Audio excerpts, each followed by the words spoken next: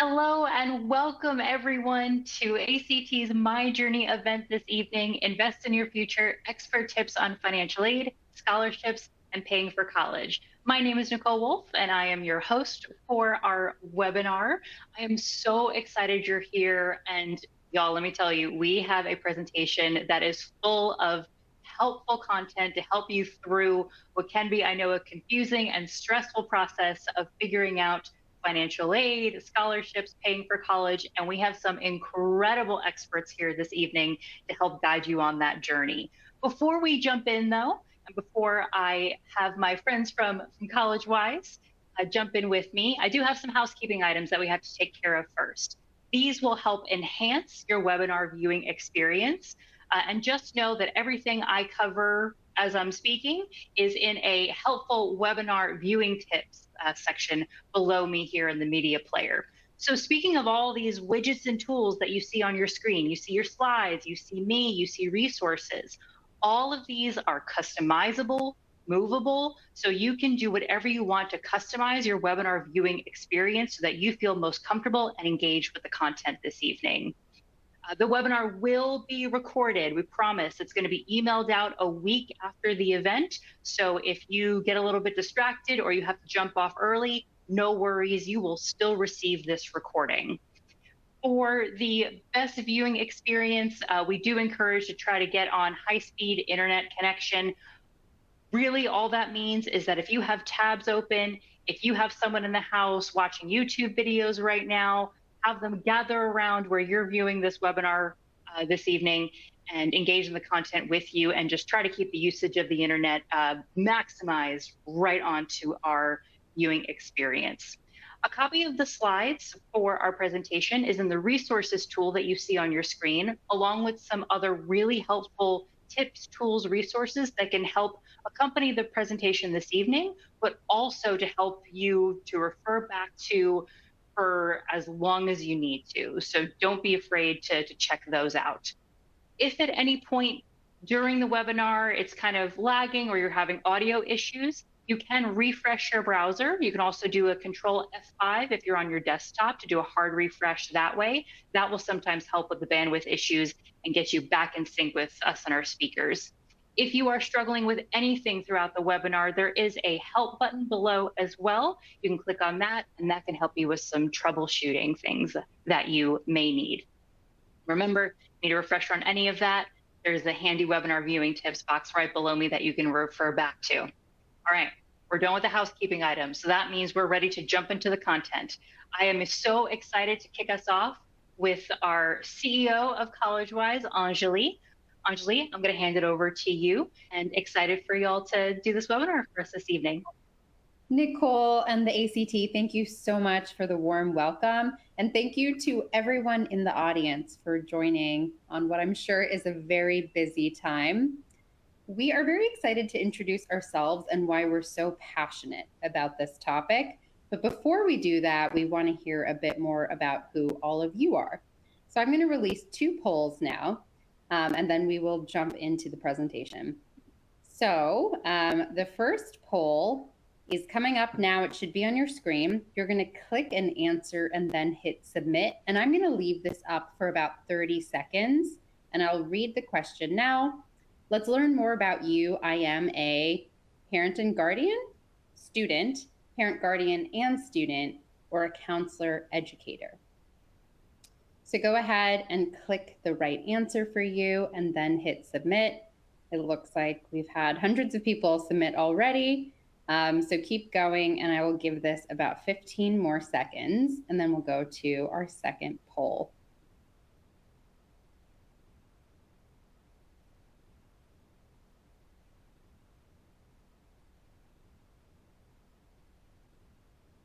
Fantastic. It looks like most of you submitted, and we have a lot of parents/guardians here with us, a couple of students, and of course, a very warm welcome to all of the educators who joined today.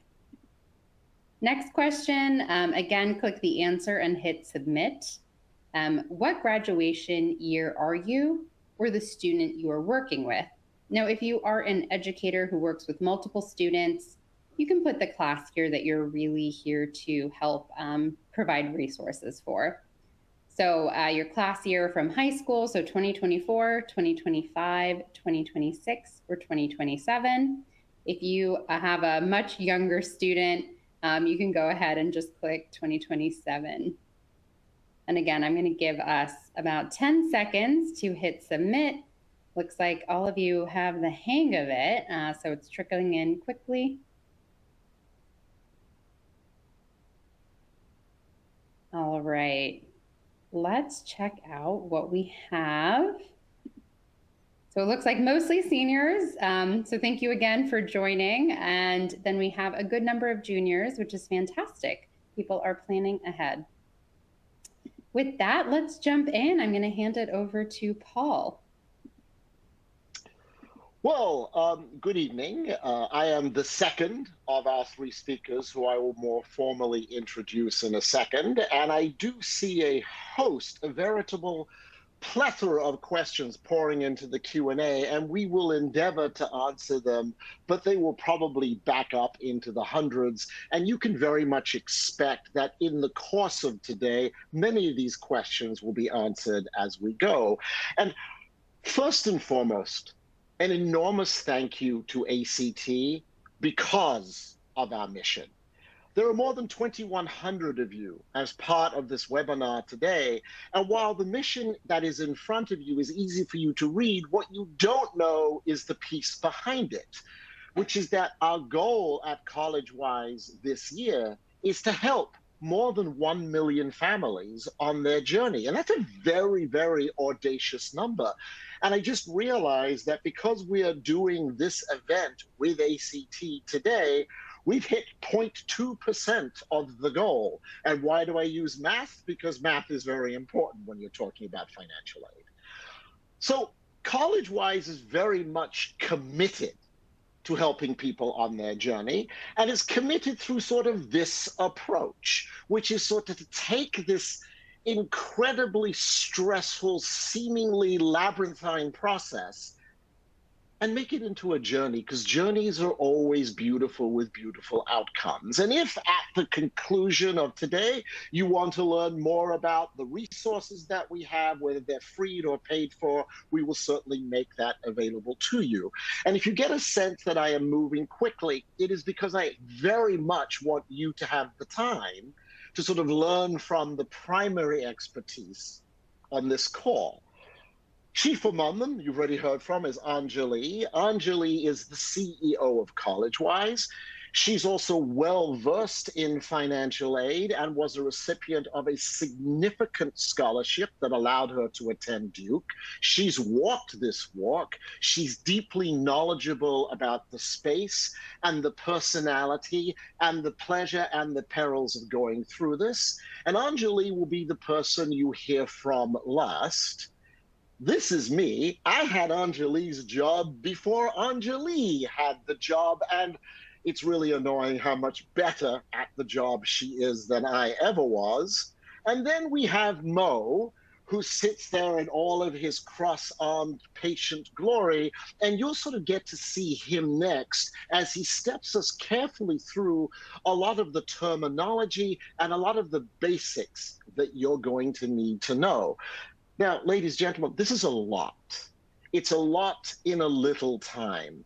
And it's okay if you don't absorb it all, because more than anything else, the thing we want you to realize is that there's help, you want to ask, and your options are virtually endless at the end of this. And with those kind words in place, Mo, it's all yours.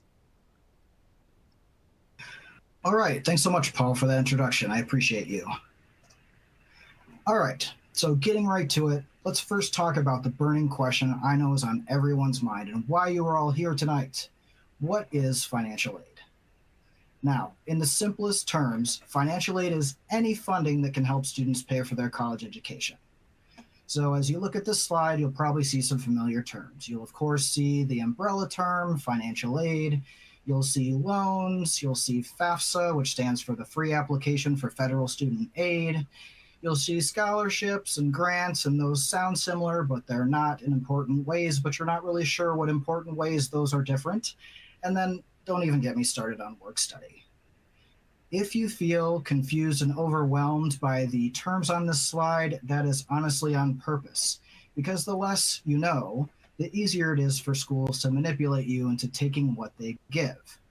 But what if I told you you have power in this process? I know, it's too good to be true. But there are pockets of control that you can grab onto. When you get your award letter, you can actually pick and choose which items you want. I want this free money. I don't want those loans. Work study is confusing. I don't get it. I really don't want to deal with it. That's kind of what I want to do tonight. I want to give you a little hope by humanizing the components. We want to back off on the jargon, and we more want to focus on how does this look to me, a human person who needs to use this system. So if nothing else, I want you to take away 3 things tonight. I want you to be able to feel empowered to ask for what you need and reject what you don't. And I want you to understand that communication with family, with the universities, and your counselors is key to getting you through this process. All right, so now that you know a little bit about what financial aid is, let's chat about where it comes from. Okay, so if you see the slide on the left here, all the sources that universities can use to create financial aid packages for students. Now, financial aid package, it used to be called financial aid award, but then they wanted to move away from that terminology because award sounds like everything is free. So I honestly respect that change in terminology because not everything in this package is free, okay?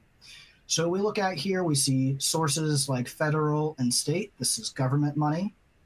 The private source is anything from that summer job at Dairy Queen to birthday money from your grandma, or maybe that $500 scholarship from your local Rotary Club. The school tab is money that comes from the university's own pockets. So when they create your financial aid package, it looks like the circle on the right. So the circle on the right, the top 2 things are grants and scholarships. Grants and scholarships is the good stuff. This is the free money. And if you get this in your financial aid package, either of these, you definitely want to say yes. You also see the student loans tab. Now, there are a dozen different kinds of these. Some are deferred, some aren't. The interest rates can range from 1% all the way up to 15%. What I'm trying to say here is that not all loans are created equal, which is why this can be such a frustrating and costly option. Then the last type is work study, which I think is a particularly misleading addition to the financial aid umbrella. It kind of masquerades as need-based aid when really there are lots of strings attached. They're not always worth taking, especially at costly private universities, especially considering that the max work study award is usually between $3,000 and $4,000. It's like a drop in the bucket compared to the cost of attending like a $90,000 a year private school. In my opinion, you're just honestly better off working over the summer and saving money to help you pay for those personal items and random purchases that work study is usually meant to cover.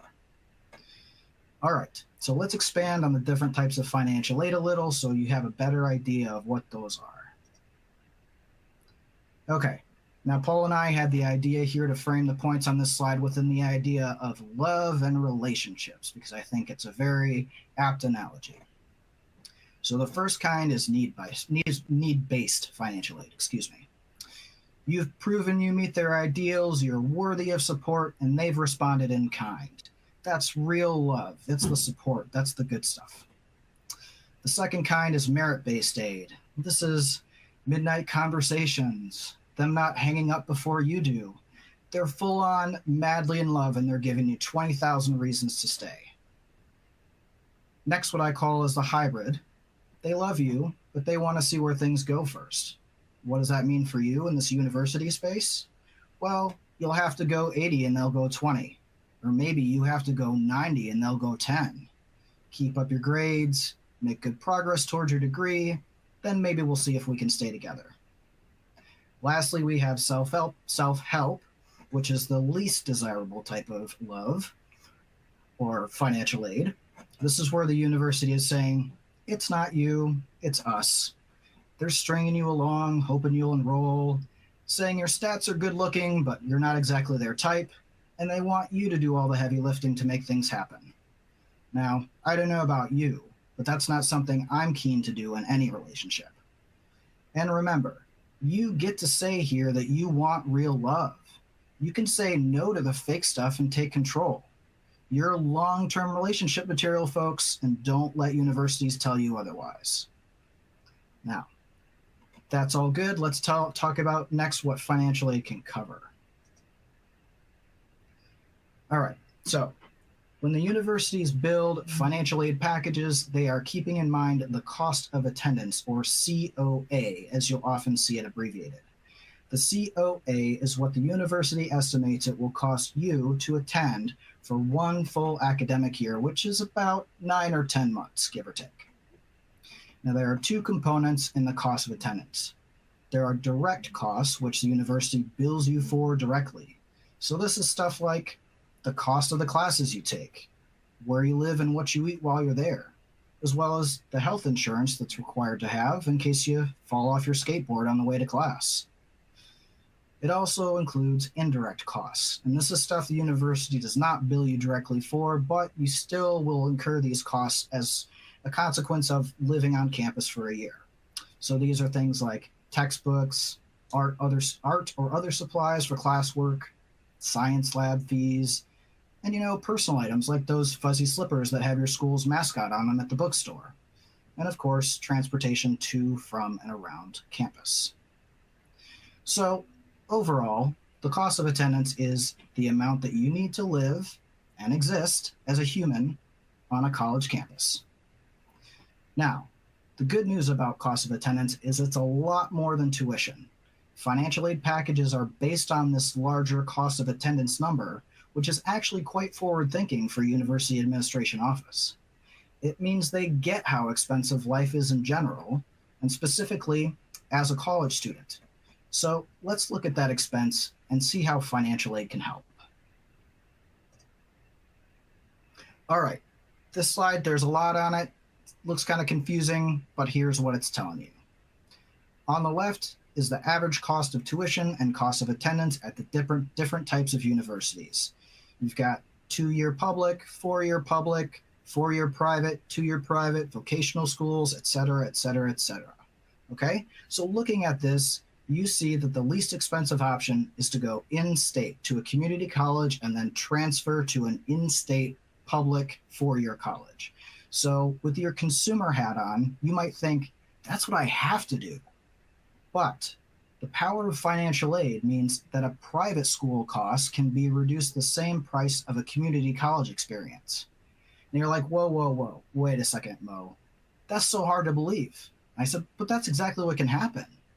If you do your research and you pick the right schools, that $55,000 average can become $4,000 average. And how do I know this? Because I did it. When I went to college, I started out as a community college student. I had served in the Marine Corps for 13 years prior, and I really needed help reintegrating into civilian society. And really, few places are better at this than California community colleges. So that's where I decided to start out. Because of my veteran status and because I was an in-state resident, I got all of my fees waived by something called the BOG waiver, which stands for the Board of Governors waiver. Now, California community colleges, if you're not familiar, nothing is called tuition, and it's not split out into individual things like that. It's just all called fees. So all my fees, except for like $200, were waived each semester. So I went to community college for 3 years. I was bad at math, so I had to spend 1 extra year, working on the math. I went to community college for 3 years for like $8,000. That's really it. And $8,000 is like on the high end because I paid for some extras, but that's neither here nor there. Okay, so when I transferred, I went to Pomona College, which is a private college here in Claremont, California. And the way I afforded that $70,000 a year price tag was with partial assistance from the post 9/11 GI Bill and the Yellow Ribbon Program. Now, these are scholarships for veterans who have served time in the military. This is what we get. Part of what we get for serving is money to pay for school. Okay, so, but this only covered about 19 grand a year, plus a stipend for rent, books, and supplies. However, the remaining $61,000 came from Pomona College itself through a generous need-based scholarship. So for me, financial aid was the discount code that reduced the sticker price of Pomona College. Now, the caveat here is that you can't get any of this unless you ask for it. So you need to make sure that you ask. That means complete the necessary applications. That means do your research and find the schools that are going to give you the most bang for your buck. Okay? All right. Now, of course, I have to highlight some do's and don'ts here. So the number one do, I've kind of been alluding to it through the entire part of my presentation here, is do have a talk with your family about what's viable.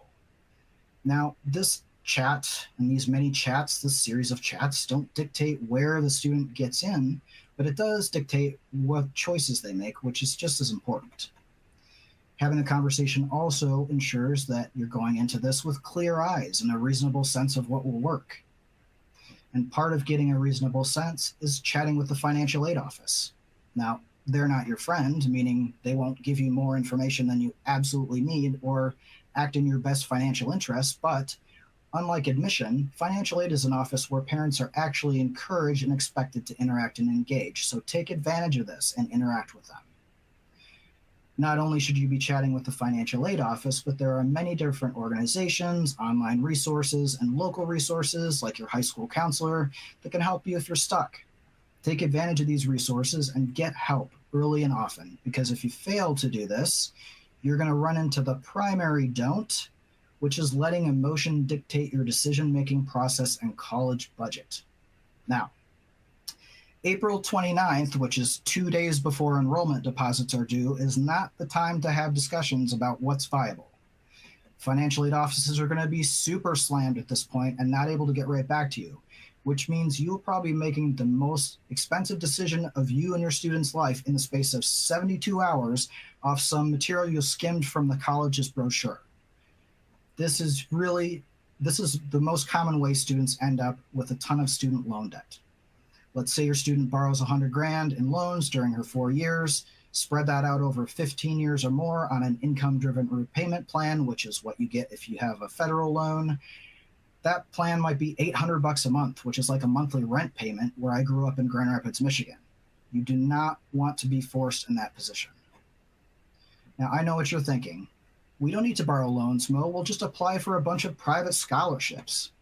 But I'm here to tell you that a $15,000 private scholarship is not going to cut it for a $50,000 a year price tag. So what you need to do is dig as deep as you can into the university's pockets and get as much free money as you possibly can. And the way you do that is by doing your research and knowing each school's financial aid and scholarship deadlines so you don't miss out on any chance for funding. All right. And the last thing I want to leave you with is a look at these terms that you'll likely start seeing a lot more of as your student gets closer to application time. Now, I'm not going to read through all of these, but I do want to highlight 3 that I think might be the most confusing for folks, which are number 5, the Student Aid Index. Now, the SAI is replacing the old expected family contribution formula on the FAFSA. The FAFSA, again, is the free application for federal student aid. Financial aid professionals don't know a ton about this, except the formula inputs have changed, and now the new ones are less great for middle and high net worth families, but kind of awesome for families who really need a lot of aid. More on this is forthcoming, and we'll keep you posted as we learn more. Number 1, the base year, which is the one colleges will be looking at when they evaluate your family's ability to pay for college. It's always a 2-year look back. So for students that are going to be applying to attend in 2024, your base year is 2022.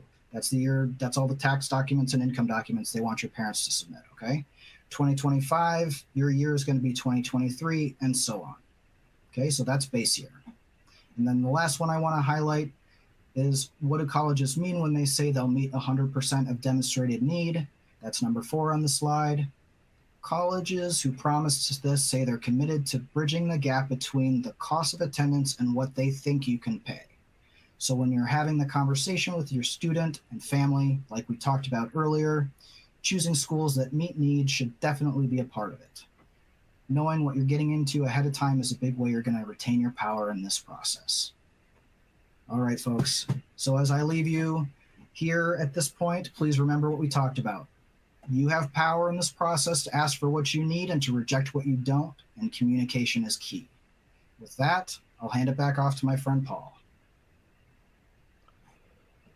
I don't type this quickly. Oh my goodness, the pace of these questions is magnificent. Kind of love it, but my fingers don't. So before I move to my slides, there are a couple of larger themes that I want to speak to that I've seen flowing through the questions. The first dominant question is, I think I make too much money. Should I even bother? And it relates to the second dominant question, which is, what happens if I don't fill out these forms? Here's why you should bother. You should bother because A, you may not be right about the math, but B, and far more importantly, it actually puts you in the running for many merit-based grants that are offered by universities. And so you don't want to leave any stone unturned. So even if you are a multimillionaire from China, if they want your kid badly enough and you filled out the form, you got a shot at getting merit money. And I think that speaks to the other larger thing that's been flowing through here, which is we make too much money. What do we do? We're going to get to that in a second. But basically, you want to be the kid that the school really, really wants. Now, this segues into something Mo was talking about. Please have an honest conversation. An honest conversation isn't you don't get to apply anywhere. An honest conversation isn't we've got blinkers on and we'll do whatever it takes, including the sale of random organs to help you get to school X. An honest conversation is something like this. Darling, apply wherever you want. Understand that money will play a role in our final decision. I swear to you, if you have that conversation with a kid in the junior year, you're safe. If you try to have it in May of your senior year, just move out. It's going to be a miserable household. And if that conversation is held in the light of day, what you get is a much more pleasant journey with a lot less stress attached to it. And the other thing you really want to avoid is letting emotion come in and play too large a role. You went to all the USC football games. You are a family of Troy. There's no reason to put yourself $280,000 in debt if there's another alternative in front of you that can save you literally hundreds of thousands of dollars. Have that conversation early. And I continue to be in awe at the number of questions that are coming in. Next, this sort of speaks to what we were talking about earlier. Why do colleges give scholarships? Well, first of all, it's because within the campus, there are things that they want. Those things sometimes are ethnic. Those things sometimes are geographical. Those things sometimes are to please the development office. And those things sometimes that have a quarterback on the football team. And since I went to UCLA, apparently we have not been paying anywhere near enough attention to that last one. So whatever a school needs or wants, they'll assign a pot of money to it. And then the next thing that is going to be less relevant now that test scores are optional is they'll throw money at the things that are measured that improve their rankings. So if, for example, SAT scores were to count, they throw money at higher test scores, which was true for years. If conversely geographic distribution counted, they throw it at that.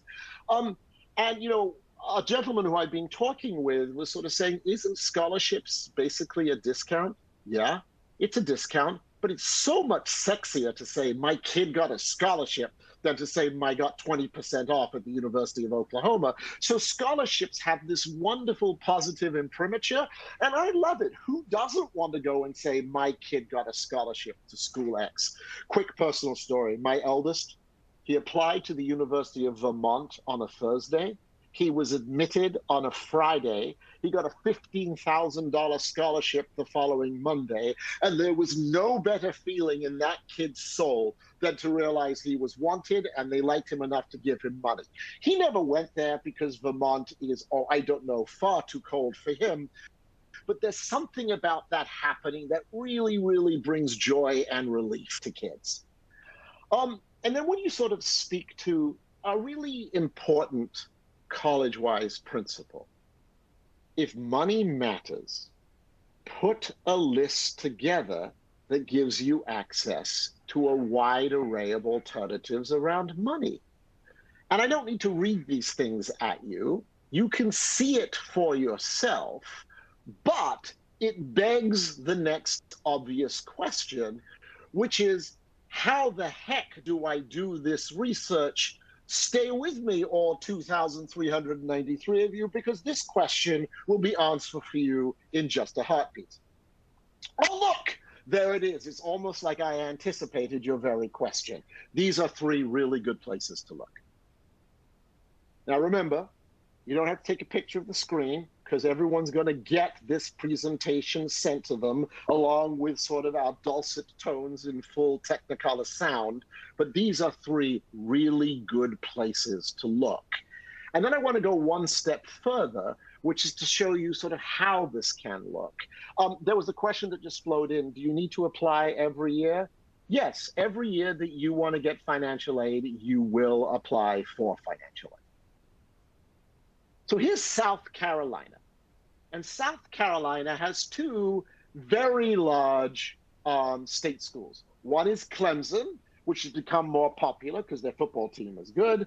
And the other is the original USC, the University of South Carolina. Now, these are both state schools, but you'll notice they have very different profiles for the pursuit of kids.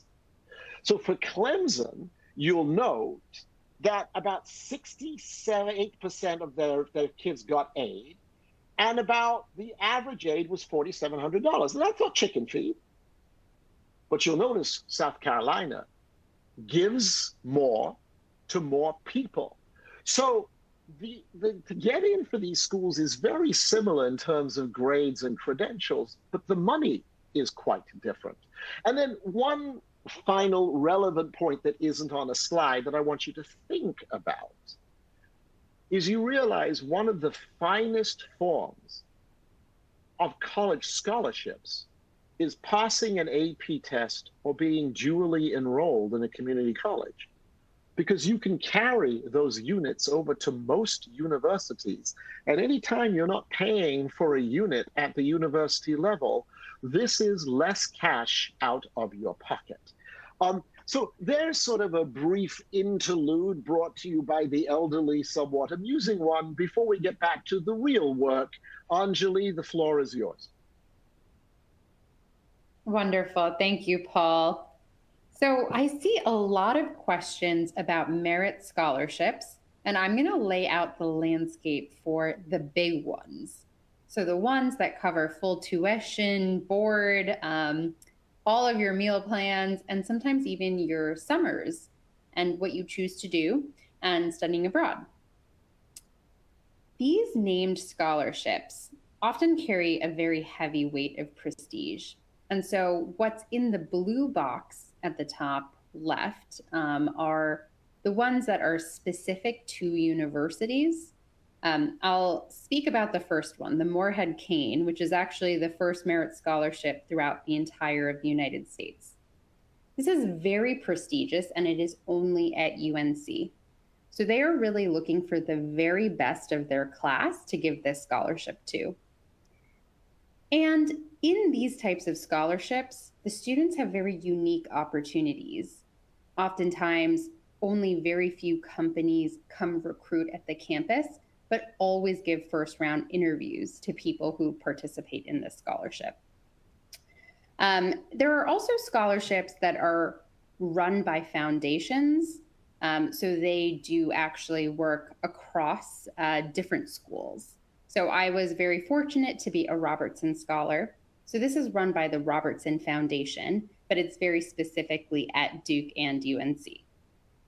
And it's a bit of a quirky scholarship, actually. The benefactor wanted Duke and UNC, which are rival schools, to have more of a relationship with one another. So he said, hey, I'm going to give 18 scholars at Duke and 18 scholars at UNC full tuition, pay for all of their summer experiences, but I want them to do one thing for me, and that is spend the second semester of their sophomore year at the other campus. So all the scholars swap and go to the rival school, and we foster a lot of relationships between the two schools. So there are a lot of quirks to these big merit scholarships. There are also merit scholarships that consider if you need financial aid as well. So just because it is a merit scholarship doesn't mean that it necessarily doesn't consider something like FAFSA. I see a lot of questions about that. So here are some of examples of the very famous ones. The Posse Scholarship, for example, they actually create what they call posses, groups of students to really foster connections with one another. So every scholarship has its own quirks and often their own application process. So it takes a lot of research, keeping track of dates, and oftentimes filling out a lot of essays to go for these scholarships. But generally, if you are thinking about applying for these scholarships, you need to have a pretty extraordinary profile. So you need to kind of have those basics of making sure that you have a competitive profile. So that is really at the base a lot around academics. So you want to take rigorous courses, do well in them, do well on the ACT, and the other tests that you take. And then you do need to have extracurriculars on top of that. That's generally a very big part of the US admissions process, that it's very holistic. They want to see that you have gotten involved in your school, in your community, even in the global community. And then they want compelling essays. They want to hear who you are, how you think about yourself, how you self-reflect, and who you want to be. So I would say these are really the base of kind of applications for highly selective programs and these scholarships. But the scholarships have a lot of incredible applicants who are applying to it, and they tend to have very few spots. So if you think about a university that's, let's take Duke, for example, my alma mater, they're going to have over 1,000 people that they admit per class, but scholarships, they usually only take 5, 15, a very small number. So it inherently becomes very competitive. So what I want to focus on is what is in the yellow.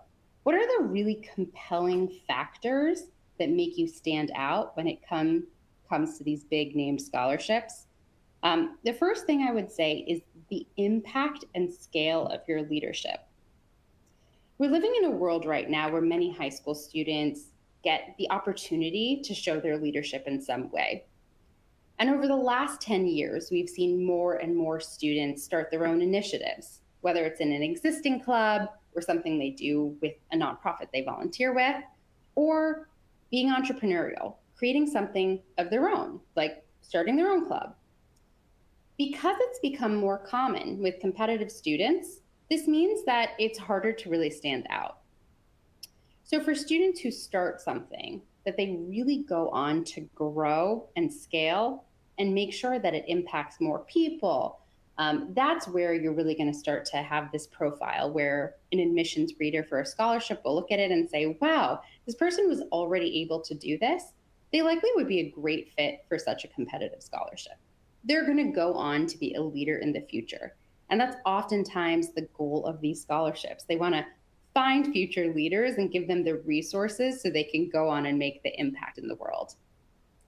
My big thing I will caution here, though, is that when students do create something that they do figure out how to scale, it's because they genuinely care about the cause and they're passionate about it.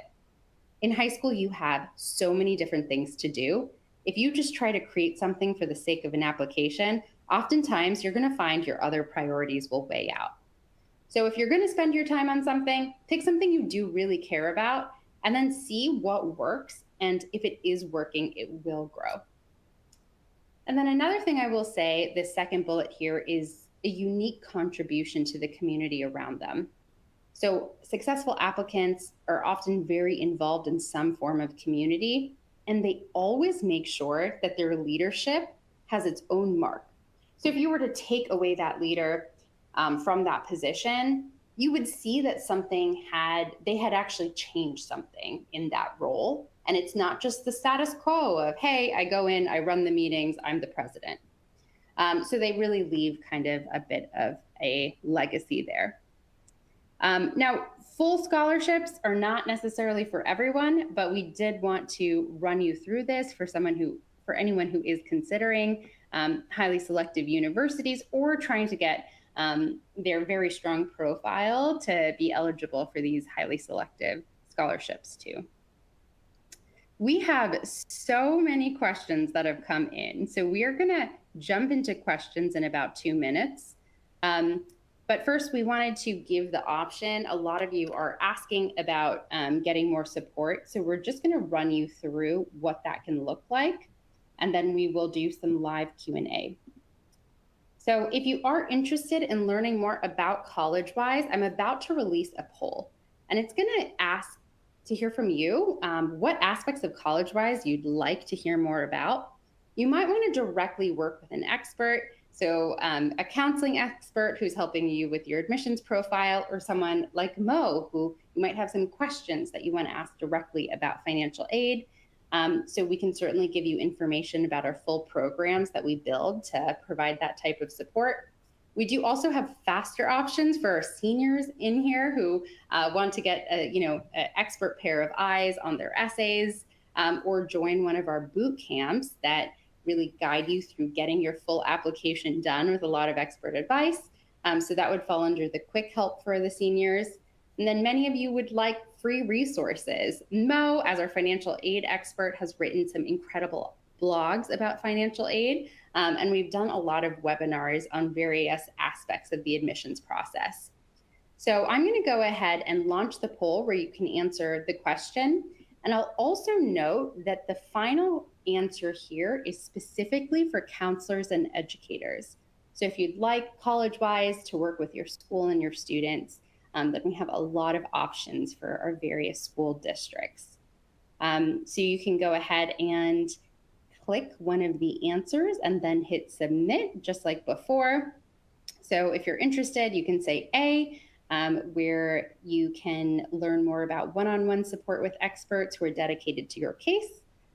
B, if you want more resources on our quick help specifically for seniors. C, you want to hear more about our free resources. Or D, you're a counselor/educator and you want to hear more about our free resources. So I'm going to leave this up again and make sure you hit submit, and we can provide you with a lot more information there.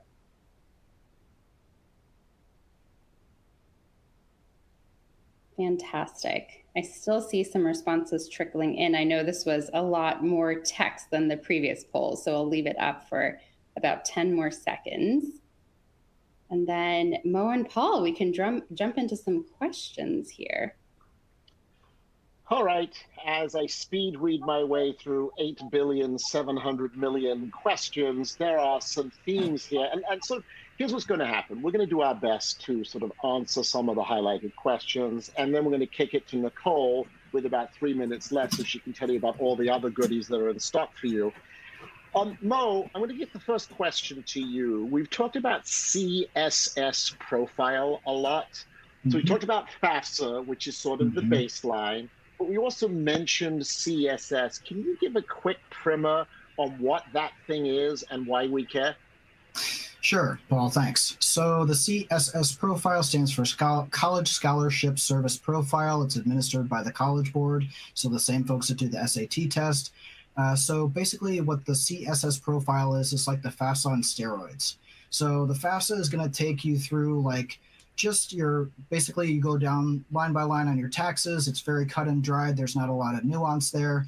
CSS profile digs into everything.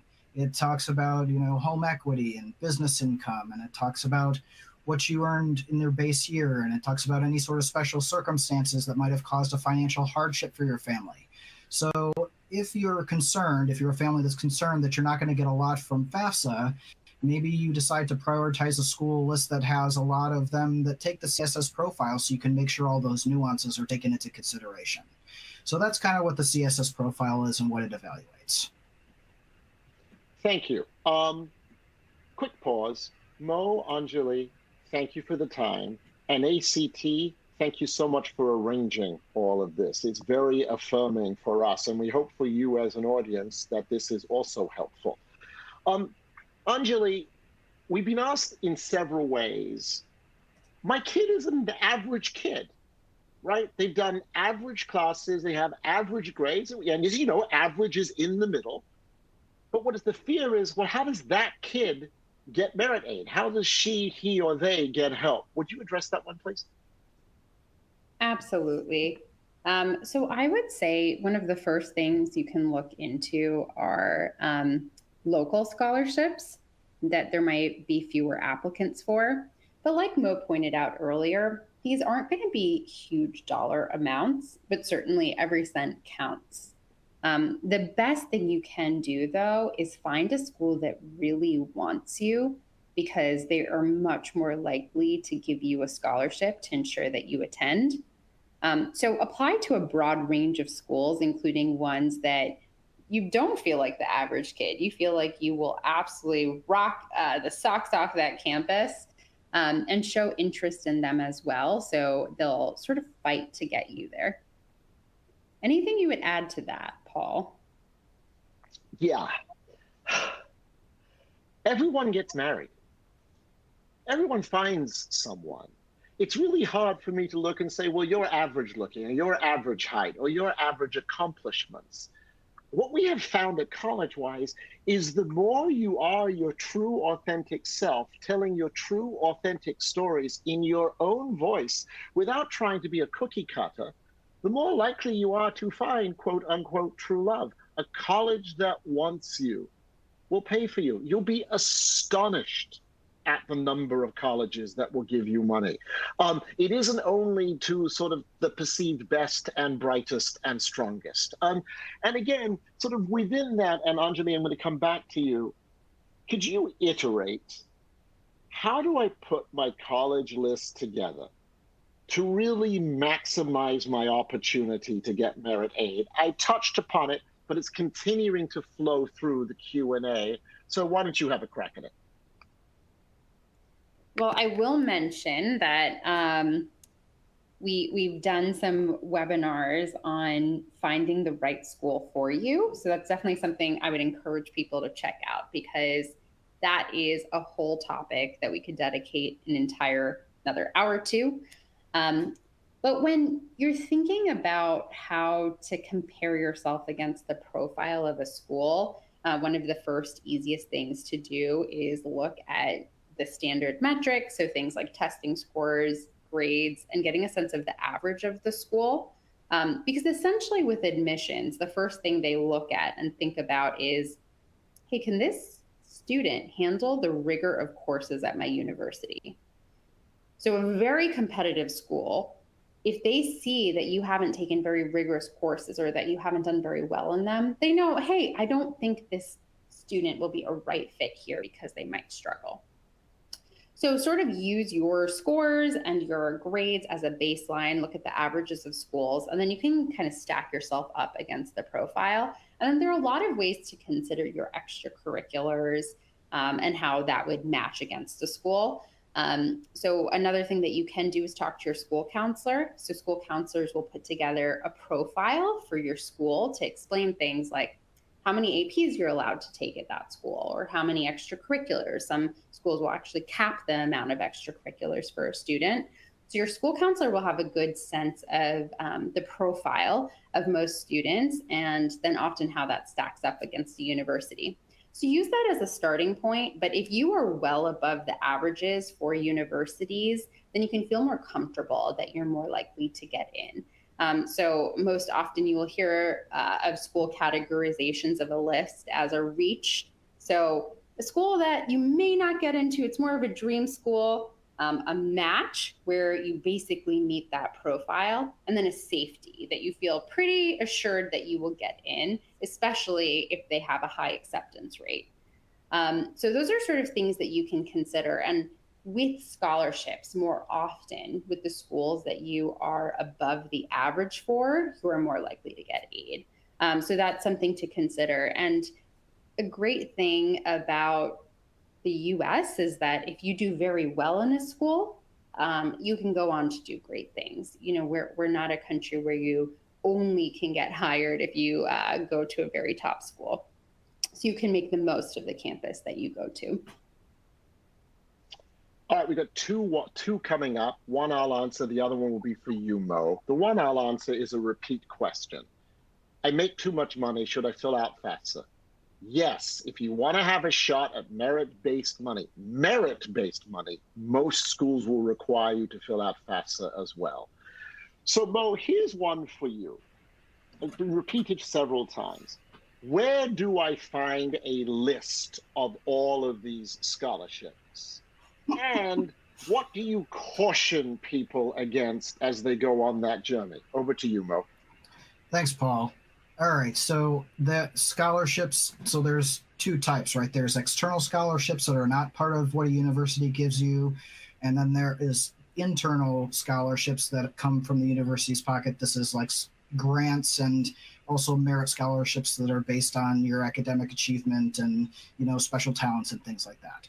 So for the internal scholarships, the ones that come from the university's pocket, those are going to usually be listed on the university's financial aid or admission website. Okay, so you can go there and you can check out, student like me, I want to apply for, this certain type of scholarship. Does this university, one, have my program, and two, have merit scholarships or need-based scholarships that I can be considered for? The other type is the external merit scholarships, and there are a few online sources that I like to use for this. But I would, in general, stay away from the no essay scholarships, because these are typically just like throwing your name into the void and all you get back is a bunch of spam email, and there's no guarantee you're even going to be considered for the scholarship. And I also would stay away from people who say that they will give you a list of scholarships if only you will pay them $9.99 a month for access, because you can find these lists anywhere on the internet. You can just go out there and find all that stuff on your own. You don't need to pay someone else to find it. Okay.